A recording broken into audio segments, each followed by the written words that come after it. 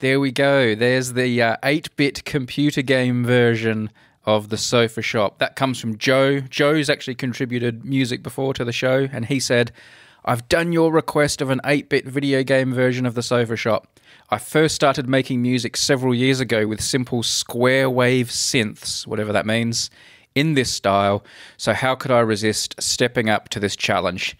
It felt like going back to my roots. It felt like going back to my roots too, Tim. I was having a lot of kind of Nintendo nostalgia.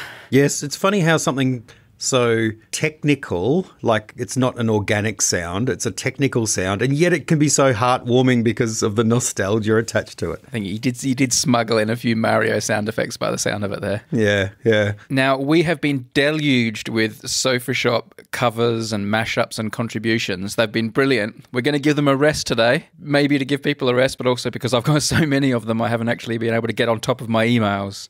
So we are saving them up for a next or a future episode, but we have been getting them.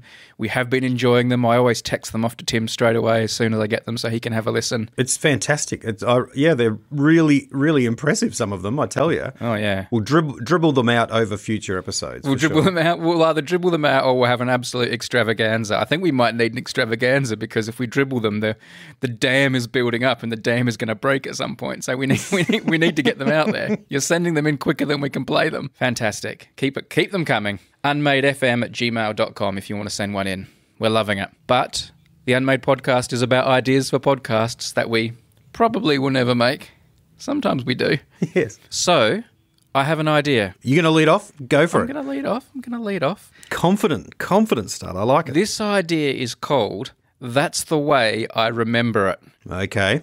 Now, I will make a quick nod to the Garth Brooks song when he was in his Chris Gaines guise. He has a song called That's the Way I Remember It.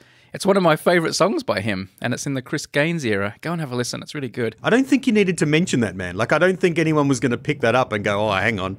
Like, how many people are aware, not just of Garth Brooks' music in our listeners, but of the Chris Gaines era when Garth took on another identity in a rather it peculiar. Sounds stupid as soon as you say it, but all right. Yes. I'm just saying if you search for it, it might come up under Chris Gaines. I'm not sure if it comes up under Garth Brooks or Chris Gaines. The song is called That's the Way I Remember. Anyway, this idea's got nothing to do with that song or Garth Brooks or Chris Gaines or any of that stuff.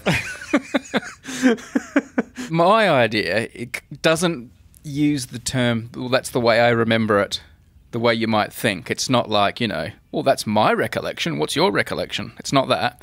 Oh, okay. Its meaning is that's the way that I remember things. It's the technique you use to remember things. Ah. Now, I'll give you some early examples to show you where I'm coming from. This would be a podcast that people can come onto and share the way they remember things. I know there are people who use all these things like memory palaces and techniques and apps, and there's all these things you can do to have a better memory. And that could be part of the show. It's not something I'm particularly into, but I'm aware that's there, so that would be part of it. It could be just like little things like, how there are people who remember the colours of the rainbow. I was taught Roy G. Biv to remember red, orange, yellow, green, blue, indigo, and violet. Things like that. Can I just interject here for a second and say that's the second time within 2 hours that someone has named the colours of the rainbow today. That's so strange. Someone sang it over lunch. Red and orange, or however it goes. Yeah. Roy. That was different to the Roy G. Biv, that song, though, wasn't it? It's red and yellow and pink and green, purple and...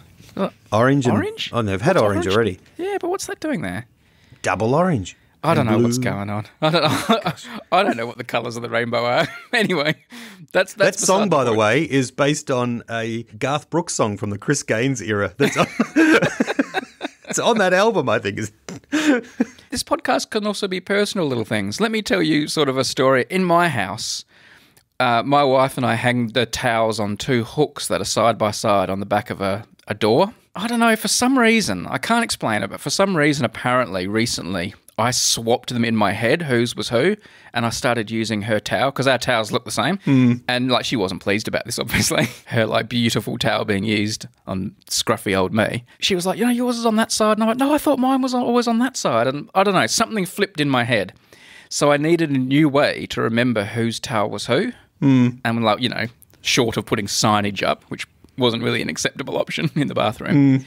So the way I now remember it is hers is on the left and mine is on the right, which doesn't help much because I've kind of forgotten who was left and right. But now what I remember is my wife has L's in her name. So she's L for left, but she has no R's in her name. I have no L's in my name, but I do have lots of R's. So R for right. So that's how I remember. Now when I get in this muddle, like, oh no, whose towel is who? I can't remember. There's these two white towels. I remember. L is her. R, Brady Harron.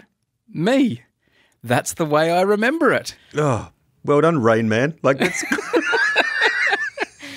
Well, speaking of Rain Man, another thing that occurred to me, I find it very hard to think how I think, to remember how I remember. It's a very internal process for me. Yeah. But one thing I'm pretty sure I do when I'm remembering numbers and phone numbers, which I'm not very good at, and you don't really need to do anymore anyway, is I find myself making lots of little additions in my head. For example, if I had a phone number that had 936 in it, the way I remember that is there's a 9, and then the next two numbers, 3 and 6, add up to 9.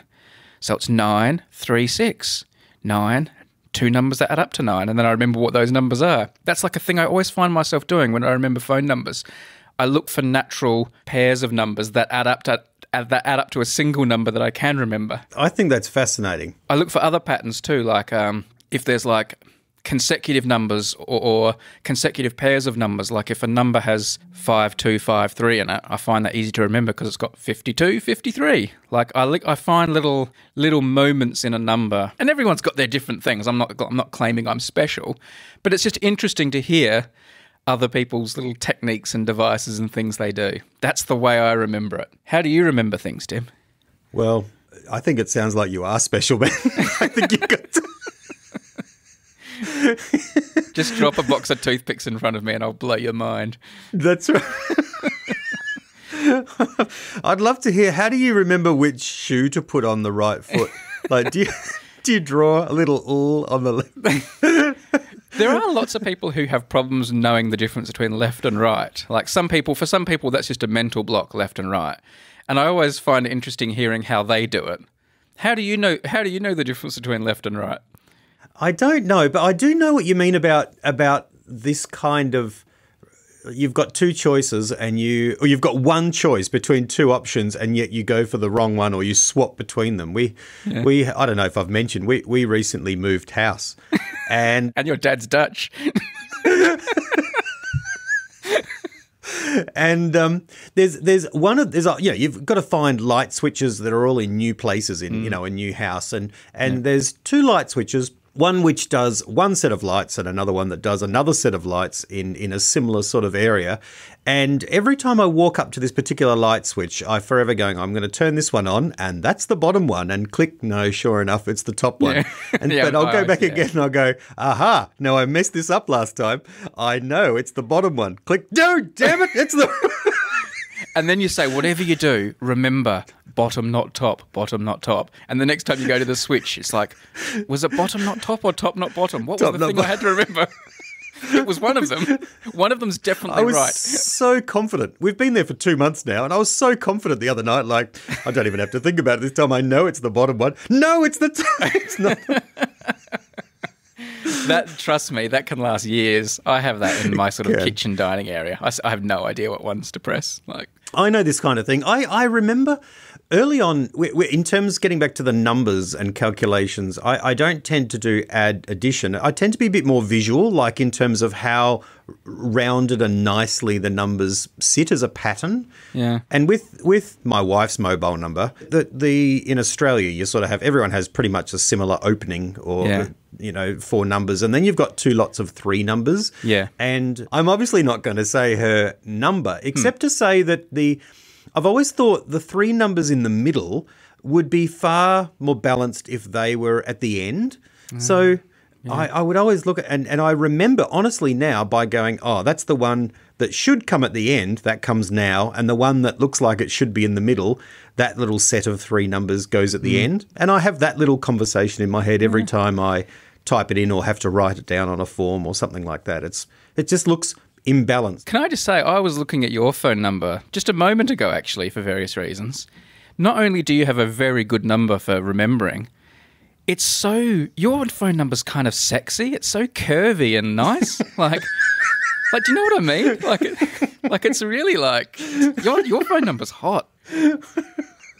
I've got the only number where when I was dating, people were like, would you like my number? And they're like, yes, not for you, just for the number. Yeah. Do you know what I mean, though? You've got a cool number, don't you? Yeah. It's very handy. People often compliment it. Do they? I do. I give it to people in, whatever administrative circumstances, and they'll go, nice number. So my grandpa Ron had a good way of remembering safe combinations, I found out, because he died in the early 1980s. I have very few memories of him, but I do remember when he died, and we went to his home to sort of, clear it out and things. And I went with my mum. She had to clear out his place and all his possessions and things. And he had this office, and he had lots of interesting stuff, my grandpa. And my mum said, you can have any 2 items from the office. You can take them and keep them, whatever you want, And one of the items I chose was a safe. And this was like a little transportable safe. It was kind of like a lunchbox, probably about 3 times bigger than a lunchbox. I don't really know what the purpose of it was in some ways, because you could easily walk away with it. It was easy to carry. But it had 2 combinations, number combination dials on it, on either side of the handle. And you had to put one number on one dial between 0 and 100, and one number on the other dial between 0 and 100. And if they were both right, the safe would click open. I loved this. I loved just keeping things in it as a boy. It was just a cool boyhood thing. But of course you're thinking, how do I know the combination? Grandpa Ron had died. The safe was locked. But Grandpa Ron had a very clever way of remembering the number, though. When you turned it upside down and looked at the bottom of it, it was made of metal. It was this sort of green, beautiful racing green. It was a beautiful object, racing green metal. When you turned it upside down and looked on the base of it, he'd obviously used like a knife or a pen or something, and he'd scratched the combination in like 4-inch high letters on the bottom of the safe. 939. So you just turned it upside down, and there were the numbers. And there you go. Click, and it was like the most pointless safe ever. Not only was it a safe you could walk away with, it had the combination written on it. That's the way he remembered his safe combination. He wrote it on the safe. One thing we have to do these days, of course, is have passwords for everything, for apps and all that sort of stuff. And so you're often having to come up with new things to remember all the time. Yeah. And particularly when you go, if you're not using the device you normally use where it might remember it, or you can use your fingerprint or whatever, I'm forever having to change it or go back. And it often asks questions. I think Google does this. What's the last one that you remember? And you're like, oh, gosh, and then you get a code and away you go again. But I often will design a new, fresh password based on some sort of connection with a particular person connected with the product. So if I'm ordering, like if it's, let's say it's Amazon, and I've got to set my Amazon, and I'll be ordering a book, and let's say it's a book about a particular theologian, and I'll associate the password with a person who introduced me to that theologian 25 years ago, and I'll add the year or something like that I met them. So it's how are you going to remember that? Then how do you remember that later on? Like, oh, what book did I order 6 months ago when I came up with this password? And then which person did I associate it with? And then which number did I append to that? No, because it does somehow work, because I'll look back and I'll go, oh, I bought that book and it's that and immediately it's that person. There's a small pool of people, colleagues and previous lecturers and things like that. And I'll go, oh, it's that person. And then, it would have been this. Oh, no, it's not that number. It's that number. So your password isn't C.S. Lewis 01 for everything. That's right. Yeah, that's right. I thought when you said you associate it with the product, I thought you were going to say my Amazon password is Jeff Bezos and my Facebook password is Mark Zuckerberg. That's right, yes. My phone password's Steve Jobs. Yeah. I also have, with an alarm in Once Upon a Time, a combination. People, we've just cut a section of the podcast. I'm sorry you missed that, but Tim just gave away all the passwords to everywhere he ever works, and we then realised he shouldn't have done that. I forgot to preface it with the many years ago comment at the start. Funnily enough, I've actually had an idea on my list for a while. It was unrelated to this, but it was like one of, you know how sometimes I do like a joke podcast idea? One of the ones I've had sitting on the list for a while to do is, how did you come up with your password and why? Oh, yes. But that's a joke because, you know, you'd be stupid to go on and do that. But there you go. We've kind of stumbled into that idea as well. How did you come up with your PIN number and why?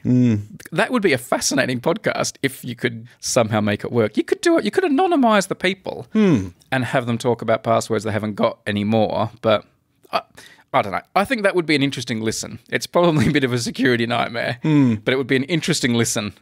What passwords do you choose and why? It's always very interesting. I'm happy to talk about passwords I don't choose and why I don't choose them. Yeah, but then you might choose them one day. But also, like, someone really smart could listen to that and maybe engineer ways to figure out the ones you do choose. I don't think it will be that hard to figure out your passwords, to be honest. Mine? Yeah. Oh, no, I've sat through many of those online educational tutorial lessons where they teach you how to design a password that... But you gave me a password the other day to log into something of yours, which I'm very grateful for, by the way. Did you make up that password just for me? Because when you sent me the password, I was like, oh, that's the most obvious password ever. Yes. No, but that was one... Remember I had to resubscribe to that, so I came up with something that I thought you'd know and appreciate. Yeah. Okay, all right. That's good. Nice one. We're sailing too close to the wind now. Let's stop. This would be the perfect time to go to an ad for a password manager, but that's not who our sponsor is today. No. All right. But please jump on Reddit and tell us your passwords and how you came up with them and what you might vary them to and whatnot. All right. Let's do the sponsor message. Today's episode is brought to you by Storyblocks. Oh, wow. You always say that. You just go like, oh, wow. Wow. Or you go, again. What? They're back? So anyone who watched the YouTube version of our last episode, which was the special where we marked things out of 10, you will have noticed there was all sorts of lovely video all the way through it. Each object, as I mentioned it, there were often videos playing. I'm locked in a hotel room. How do you think I got that video, Tim? How do you think I got all that amazing footage? Storyblocks. Correct. Yes. I downloaded it from their epic library of video. There's also pictures and audio that you can just download unlimited if you're a subscriber and use in your various projects. I'm finding Storyblocks especially helpful while I'm locked up at the moment in quarantine. So those beaches and winter scenes and jigsaw puzzles and basketball games and people eating hot dogs, even Australia's Parliament House, I was able to download from Storyblocks. Check them out. Go to storyblocks.com/unmade. That's storyblocks.com/unmade. Have a look. Sign up. You won't regret it. Having all this stuff at your fingertips if you are a creative person is extremely helpful. Also, Tim, I wanted to give people a little Storyblocks challenge today. Because you can go to the Storyblocks website even if you're not a subscriber and look at all the stuff. Yeah. You just can't use it in your projects yet until you're a subscriber. So I'm going to tell people, go there, have a look through their stuff, and I want you to find the best lookalike you can of Tim. So Tim, have a look at these. This is a chap who's in some of the stock video there that I think looks a bit like you. This is my contribution to the contest. You think he looks like you? Oh, I see what you mean. Maybe he looks like me from the distance of the balcony, like of 16 floors or whatever where you are. Closer than that. I mean, he's a sort of slimmer, younger version of you. Sorry, I mean, he's a less wise and experienced version of you. but it says here he's older than me. No. But if I was making Tim the movie, I think this guy would be a chance. Yeah, he's a good-looking rooster. I'll give you that. This says, and it's captioned, a portrait of young happy man with glasses looking to the camera and smiling on the city background.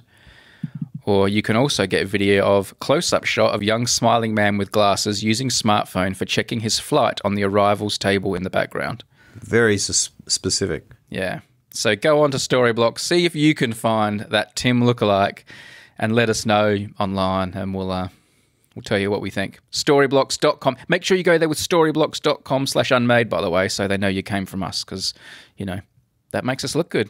Every now and then you post a picture on Twitter of me And some people will say, oh, that's what Tim looks like. I didn't know that's what Tim looks like. I've been listening for months. And I'm always perplexed by that. And it is funny to hear. I wonder what people have in their mind. Yeah, that's not like a state secret though. Like you've got your pictures on your Twitter. We sell T-shirts with your face on it. So I know people they're not obviously shopping at our merch store. However, I'd be interested to know if people don't know what I look like for some reason, and then they go to Storyblocks and find a picture of who you think Tim looks like. Oh, that's even better. Yeah, if you don't know what Tim looks like, still play the game. Go to storyblocks.com/unmade, search through pictures of people. They certainly have plenty of those. They can be doing anything, walking on the beach, playing tennis, whatever, playing the guitar or trying to play the guitar. Talking into a microphone. Yeah, and send it in and say, this is what I think Tim looks like. So either send either send us like a lookalike if you know what he looks like, or send us a this is what I think he looks like. Interesting. Intriguing. We still haven't got a jingle, but Spoon of the Week. It's time for Spoon of the Week. It's Tim's Spoon of the Week when he gets a spoon from the family archive of souvenir spoons from mainly his dad or his parents' travels around rural Australia, it usually seems. Many souvenir spoons have been collected. What have you got this week, Tim? In fact, this is an emergency spoon, isn't it? Well, Brady, that's right. This is the emergency spoon, the one that I've kept in the bottom of my bag in case I forget to bring a spoon, and instead of incurring the wrath of Brady for having to drive back and delay the recording to find a spoon. No, what you normally do is get your daughter to take a picture of it and send it in. No, that's right. Yeah. That happened once, yes.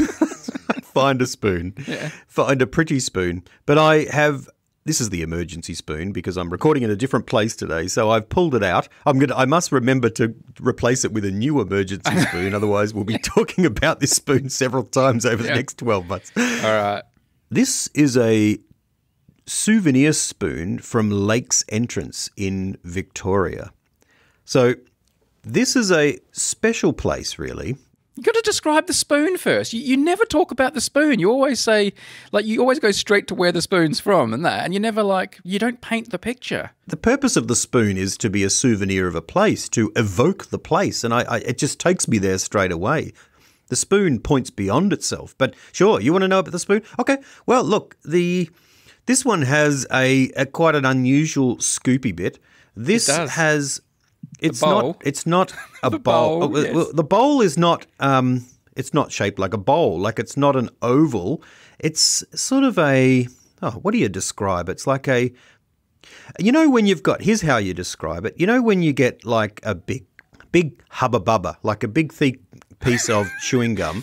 Yeah. And then you bubble gum, yeah. It's like a little rectangular cube of bubble gum. That's right. Even like a minty, although a minty's too hard to do what I'm about to describe. Yeah. And that is you hold it between your thumb and your forefinger and you squeeze it in just a little bit. And so it's sort of a square, but the sides are curved in. It's a bit curvy, isn't it? It's a bit like, yeah. Yes. A little bit raunchy. My phone number a run for its money in the curvy stakes. It would. It is. It's quite. It's sort of like. It sort of curves inwards. It's like got a. It's almost like a fork, except it doesn't have prongs. It's nothing like a fork. It's not. It's more squarish. That's what I mean. Although it's still don't you give me enclosed. Fork rubbish, and we're not getting fork of the week. You've got spoon of the week. Be happy with that.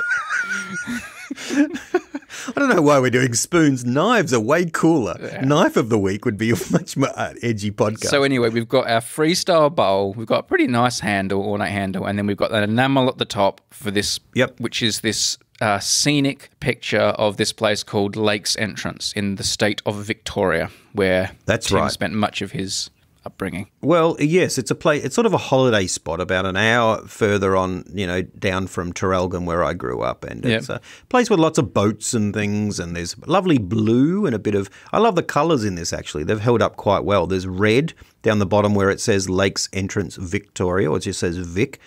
The blue of the water, and then there's another blue of the sky, and it's a lighter blue, and there's some greenery. There's a bit of sand, and there's a boat. Sand, beaches. And there is a boat, yeah. So there's quite a lot going on. Now, there's a couple of things I'll say about Lakes Entrance. Could I stop you? No. There's something very contemporary, and then there's something a bit more originating from the spoon itself, because this is where my parents went to have their honeymoon, believe it or not. Yes, yes. So it could be that this is actually a honeymoon spoon and... The honeymoon spoon, wow. A honeymoon spoon. Don't you guys have a honeymoon spoon? I can't say that I do. Yeah, so I think they bought this on their honeymoon at Lake's Entrance. And isn't that lovely? A lovely you were with special... your mum like last night. Could you not have asked her, or you could have rung her today? Oh, I could have. Well, I don't think. I think I would have been given a. Well, I don't remember. Right. But, you could have, or you could have stumbled onto honeymoon stories you definitely don't want to hear from your mum. No, I don't like to ask my mum and dad about their honeymoon. No. The other thing that I remember about Lake's Entrance is that this is where I first saw the movie The Bodyguard with Whitney Houston. I've always wondered where you first saw that movie. Yes, I saw it. It was funny because I'd already moved to Adelaide and you and I were friends, but I went back there for a holiday to see some folks. For a screening of The Bodyguard. Yes, specifically went to I think the world premiere was in Lake's Entrance, actually. And I can't remember Kevin Costner being there or Whitney Houston, but we saw it and it was really strange. It was in a gymnasium. Like, it's a very sort of country place. And it's in a gymnasium and we're just sitting there and I was watching the movie. And then it stopped and there was an intermission. And we were halfway through. I was like, what the heck is going on here? It's not intermission? Over. Wow. Yeah. That's old school. But there is a lake in The Bodyguard, so it's sort of appropriate. There's that lake, isn't it, where that boat explodes? Oh, yes. Yeah, Lake's Entrance is nowhere near as pretty as that. What is Lake's Entrance? Because, like, the spoon itself does have this picture where there seems to be this, like, bank of land with a little gap, which obviously is kind of the entrance to the lake.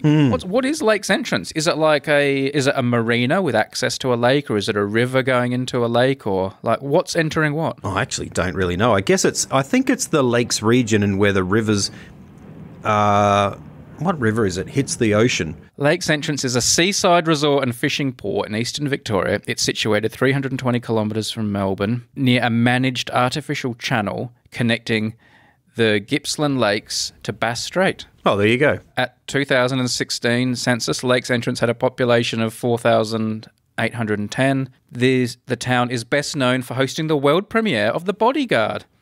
Well, there you go. There you go. Although I think there was snow in that scene, wasn't there? There's not a lot of snow in Lake's Entrance. Okay. But it's look, this is a nice spoon. It has a few original features. On the back, there's something almost like a clover kind of Irish feel to it. Wow. Well, it's for good luck for your marriage if it's the honeymoon spoon. This would be worth $10,000, $20,000 as a spoon. It's... One would, but of course I would never sell it. No. Because of its sentimentality. Yeah, well, it obviously means a lot to you. You don't know if they got it on their honeymoon. You don't know anything about Lake's Entrance. No, that's right. It's been banging around in the bottom of your bag for a few weeks in case you forgot the spoon.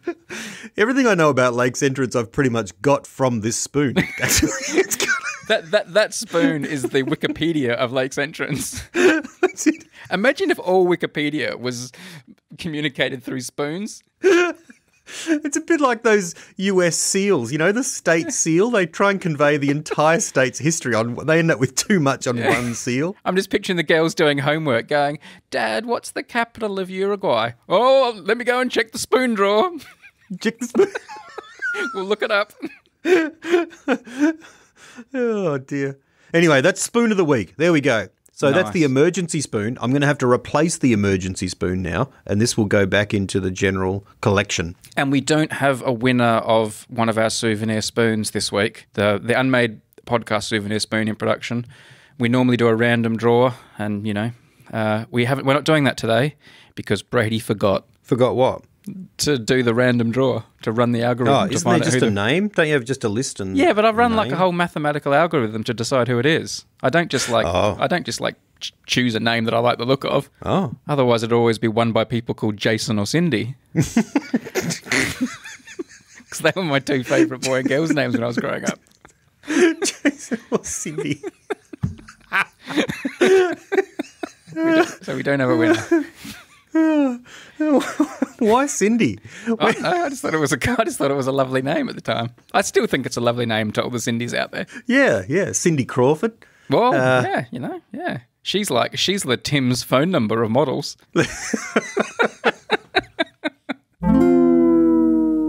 Time for another idea. Now, look, we have discussed before, Tim has been in a bit of an ideas slump lately. That was probably best shown by the fact when I texted you earlier today and said, are you up for doing a podcast later? And you said, yeah, I am. I'm really looking forward to it. And then 5 minutes later you texted and said, I haven't come up with any ideas though. So like, what were you looking forward to? I was just looking forward to talking to you and, you know. So... The spoon? Yeah, the spoon. You didn't even have a spoon either. You had to use your emergency spoon. You're as unprepared as you could possibly be. And then when I called you, you didn't have your microphone. Well, I had my other microphone ready. I thought I was very organised because I've got this new cool mic. But I was just looking forward to it in a general sense, I have to say. I do have a list of ideas, but I just think they're rubbish. All right. Well, I've got an idea, Tim, that I want to share for you that I'm quite excited about. Right. As an idea itself, but also as a sort of a training exercise or like introducing you to new ways of thinking that I think will help you get out of your slump. Oh, okay. Right. Is this going to involve the word innovation or different hats of thinking and stuff like that? There's going to be lots of that, Tim. Oh, dear. This idea, it's a bit meta because it's kind of like an unmade podcast within an unmade podcast because this idea is called song title-based podcasts. And the idea of this would be you have to come up with a podcast, not about music, preferably not about music or songs, but the title of the podcast would be a song. For example, I'll give you 2 examples to start with. I could say to you, okay, I want a podcast called Brown Eyed Girl. What's the podcast? And you would say, well, this is a podcast where each week I interview a different woman who happens to have brown eyes. Yes. That would be the Brown Eyed Girl podcast. Or you could have a podcast called Born in the USA, and each week you feature a different figure from history who happens to have been born in America. Very American podcast, obviously. So pretty simple. So what I want to do is I've got a list here of 10 song titles, and I've taken them from a mixture of sources, the best-selling songs of all time, Rolling Stone, 500 greatest songs of all time, and just a few that I put in there for fun. Yes. And I want you and I to go through these song titles, and really quickly, the first thing that comes into your head, you and me, or together, or just we'll workshop it for like a minute or so per song, talk about what that podcast could be about. Oh, this is so helpful. Brilliant. Yes, I can feel my slump ending already. All right. Because this is a new way of thinking, because you can think sometimes it's not about the idea. Sometimes the title can come before the idea. That's what I'm training you here. Are you ready? Good. First of all, I'm ready. Tell me about the podcast White Christmas. I got nothing. I think this is a podcast. I think this is a podcast where guests come on and talk about their first ever white Christmas. Because for some people, Christmas is white every year, but for a lot of people, like us in Australia, even in England, having a white Christmas is rare. It's something special. It's something you look forward to. Will I see snow on Christmas? Have you ever had a white Christmas? I have. Yeah? In Holland. We went to Holland when I was 3 and 4. Yeah. And it's beautiful. And Christmas is a bit different in Holland anyway, with a slightly different date and practices and St. Nicholas. Yeah, it was white and beautiful, and I couldn't believe it. So if you were a guest on White Christmas, you would come on and tell that story. I would tell the story of when I went to Austria and had my first ever White Christmas and what that was like, visiting my brother-in-law's family and stuff like that. So what was your first White Christmas, listener? Do you remember it? What was it like? Tell us the story. That is the White Christmas podcast. That's a great idea. Very good. All right. You ready for another song title? Oh, come on, we're done. That's great. That was good. Let's go with that. Yeah. Oh, yes. Yeah. Let's go. Another song title. All right. Tell me about what this podcast is about, Tim. The podcast is called I Can't Get No Satisfaction. I knew you would do this one. That was the first song that came to mind when I thought you mentioned your idea. Yeah. I think this one would be about customer service. Oh. This would be a podcast about where people complain about poor customer service. The I Can't Get No Satisfaction podcast. You'd be like, I've Yeah. been trying to find this thing, or I had a problem with my product and I called them and this is how they fixed it and they sent the wrong part, and then I complained and they sent a guy out, but the guy didn't come until the guy came on a Friday when he was supposed to come on a Thursday, and then they rescheduled it for 2 months it's like a complaining podcast. Yeah. I can't get no satisfaction. I feel like that's a podcast that would be most enjoyable for the person who's telling the story. Oh, yeah. Because it's very cathartic to tell the story of how annoyed you are. Yeah. All right. Yeah. I was thinking the first thing that came to mind for that idea was the most irritating thing that the person you love the most does. So the thing you hate the most about the person you love the most. And That is a good podcast idea, but I can't see how the title fits. I can't get no satisfaction. It's like someone you love, but then they let you down. I know the song's not quite about that. Anyway, you said the first thing that came to mind. Cool. That's what came to mind. But see what it did? It gave you a good podcast idea. I mean, in true Tim fashion, you then associate it with a bad title, but Yes. but it gave you an idea. I gave it a bad name, even when you gave me the name first. Even when it's your name, I still choose it bad. But that's by the by. You came up with a good idea from it. See what we're doing? See how this works? Are you ready for the next one? You're such a good consultant, Brady. I Let's am. move on. Next. I am. I'm available. My rates are very fair. Maybe a little on the expensive side. How about this one? You ready? What is Candle in the Wind, the podcast about? I mean, this is obvious to me. Candle in the Wind. Well, there is the first thing that comes to mind is a celebration of someone that you love who has passed away. Yeah, but it's got to be about people. It's also got to be about people who died young, doesn't it? And Oh, indeed, yes, under early tragic circumstances, that kind of idea. That's right. Like Marilyn Monroe and, of course, Princess Di as well. Yes. Is that your idea? Yeah. Well, I mean, I haven't come up with ideas for all of these necessarily. The idea is just to hear it and say what you think. So, but yeah, I just wrote the song titles down. What's this podcast about? In the summertime. About you could think your favourite summer, or a summer that stands out and the memories associated with it. Things, activities you only do in the summer. It's a celebration of summer. What you look forward to with summer. Yeah. The early smell of summer. A podcast all about summer. See, if you came on to the Unmade podcast one week and said, oh, my idea is called In the Summertime, and it's a podcast where people come on and talk about their favourite memories of summer, I would say, job done. Slump over. It's that easy. You ready for another one? I'm now trying to think of the worst possible title I could have given a podcast about summer. Don't think. Don't think is my message to you. What is the podcast Money for Nothing about? Well, No, not that. But I'll play it anyway.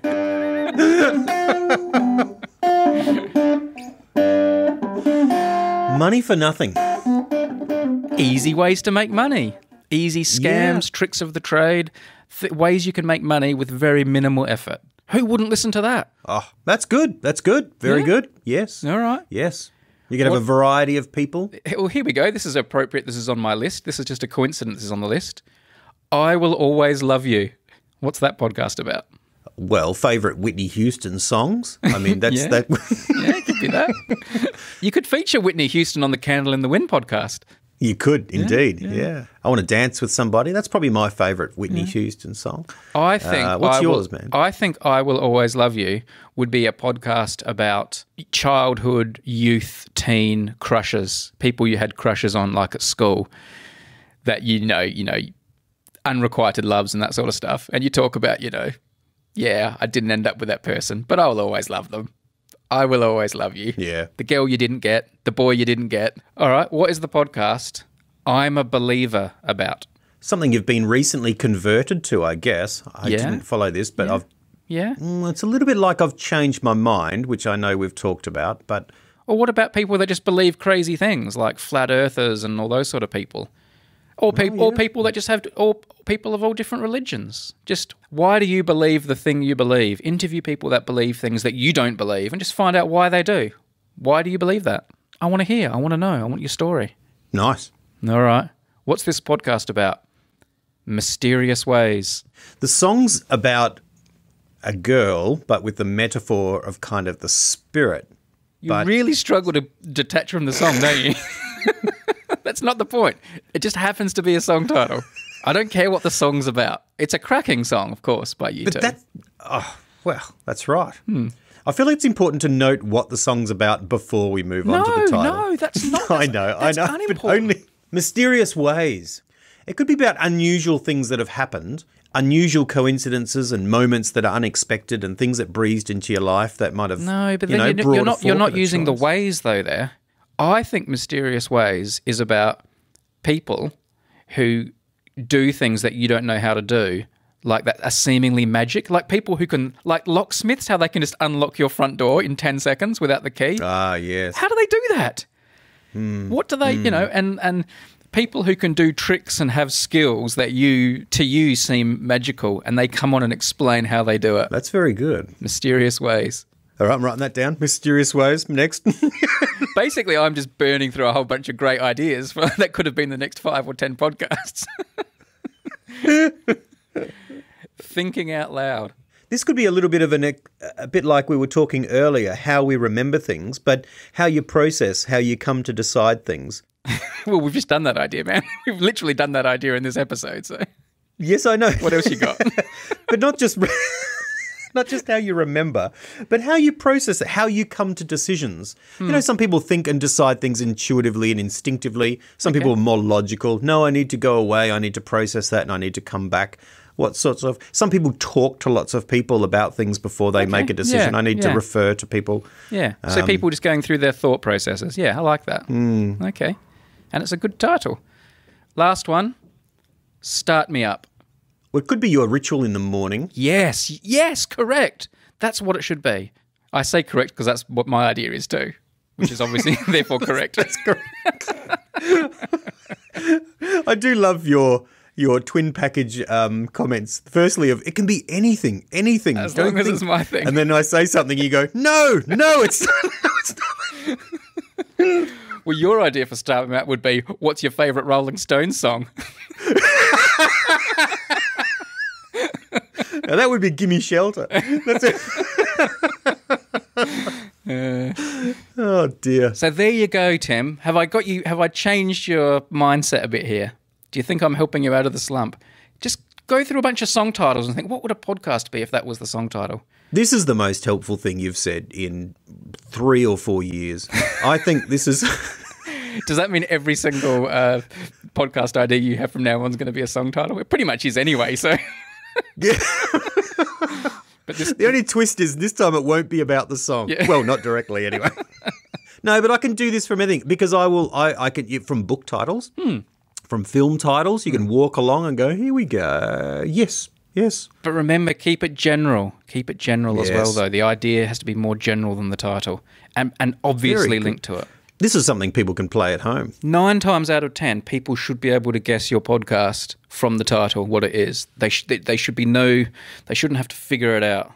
I think, I'd like to see people on the Reddit coming up with some song titles and what the podcast to go with it is. That would be fun. But don't do too many because then we can't do them. No, indeed. I always feel like we can't do an idea if I've read it somewhere else. Yeah, that's true. Yeah, stay away from the good ones, people. Yeah, just rubbish ideas. In fact, we'll leak Tim's list and then you'll have a whole bunch of rubbish ideas. Well, horses for courses. You say tomato, I say tomato. How about we do something we haven't done for a little while, an idea from one of our Patreon supporters. Please, bring it on. Join the growing list of people who make this show possible and be in the running to have one of your ideas read out on the show, which is about to happen to Christelle. Where is Christelle? Is Christelle from Australia? No. Canada. No, surprisingly. Ooh.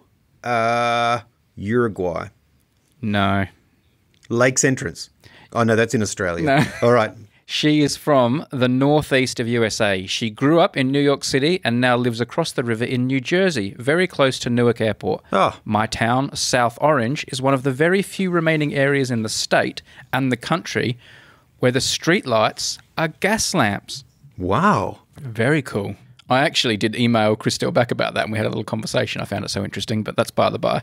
Well, hang on. I wasn't privy to that conversation. No, it was personal between us. Oh, gosh. Yeah. Is that safe? It doesn't sound safe, does it? But, No. that's what they do. Is there anything interesting about Christelle we should know, besides the fact she lives in a place where there are gas lamps? She says, I do a lot of volunteering with dog rescues. So I not only have 6 small dogs of my own, but in the past year and a half, I have also fostered over 30 dogs, and in June I drove over 800 miles each way to bring 11 dogs from a high-kill shelter in Georgia to foster and adoptive families here in New York and New Jersey. Good for you, Christelle. Good stuff. Well done. Save those doggies. All right. Now, here's the important part. Her podcast idea. She says, my podcast idea is about ice, all aspects of ice. There's the scientific angle, such as the fascination with glaciers, the safety aspects, like black ice, the sport aspect, like how rinks are built and maintained and how certain arenas can be used for basketball and hockey, popular culture, like references to ice in songs and movies, and the strange success of shows like Ice Capades and Disney on Ice, and of course the culinary, from the different types that are best for different cocktails and other applications, like shaved ice, to people's obsessions with different styles of ice from different locations, dry ice, Zambonis, vanilla ice, the revolutionising of the kitchen through ice delivery. Truly, this is a simple subject, yet with no conversational end in sight. That's her idea. There we go. Good one. Ice. Icecast. I'd listen to Icecast. Do you like ice? Do you go ice skating or to icy places? I like ice a lot. I recently stayed at the Ice Hotel, which was amazing. That was amazing. That was one of the real experiences of life. I don't know if I agree with Christelle that there is no conversational end in sight. I do envisage a day where I would get sick of talking about ice, but I think I could go for quite a long time. I've just Googled ice, and it came up with a question, are iced tea and ice cube related? I see they don't think that vanilla ice is related, but No. there is a connection between ice and wrappers. There's 3 prominent wrappers. Definitely, yeah. There's ice sculptures as well. I mean, that's yeah. beautiful. Oh, that's what the Ice Hotel was amazing for. They have these like special rooms, and each one is like carved in this. Do you know the Ice Hotel? Only from you mentioning it, but I forgot to ask. Google the Ice Hotel and then click on images and look at some of the pictures of all the amazing rooms. They're incredible. Oh, they're marvelous. Is it recreated every year? Yeah, every year it melts, and they sweep the remnants into the river that flows by, and they start again. They start again the next year. There are permanent rooms too. There's like it's almost like a big kind of big warehouse building, and in there it's kept cold all year round, and they have permanent rooms, but then they have another section where they make temporary yearly rooms. And how do you keep warm? Are you just rugged up really, really well? Yeah, there's all these like deer skins and stuff on the bed, because the bed itself is made of ice. It's got all these deer skins on it, and then they give you these special suits to wear to keep warm, and then you get into like these sleeping bags. Wow. Quite often, and what we did was you rent like a warm room, and usually you'll stay in the warm room one night, and then like your ice room another night. And after a few hours, or quite a few hours, I have to admit, we did retreat to the warm room. So after a while, it did get a bit on the cold side, but it was still quite an experience. It looks beautiful too. Oh, it's ridiculous. It's like it's not real. It's incredible. It's like you're Superman. Oh, it's every Instagram dream come true at once. They invented Instagram for this place. And can is the menu full of ice things as well? Like, do you order ice cream? You can go to the bar for drinks, and the drinks come in these glasses that are made of ice. Like they're like a kind of a cube with a glass kind of carved into it, like a curved area carved into it, and you drink your drinks out of these huge blocks of ice. Do you have it with ice? Does everyone make that joke? On the rocks, please. Yeah, and like the bar's made of ice, and all the seats you sit in are made of ice, and it's like, yeah, it's fantastic. Oh, that's cool. That's very cool. Icecast, Christelle, thank you very much for a great idea. That's just a good, solid idea. I like it. It's a good, solid idea. It's fertile ground, which is something you don't often say about ice. I wonder if it spawned out of her name. So having the name Christelle and then having ice, there's a nice connection there. She spelt Christelle like Christ with an E-L, though, not crystal like, the dark crystal. Oh, yeah. Right, okay. But Who knows? Still. Who knows where the idea... She didn't say why. She didn't say where the idea came from. Maybe it came from a song title. Maybe Ice Ice Baby. Yeah. Anyway, thank you very much. Thank you, and thank you for your patronage, Christelle.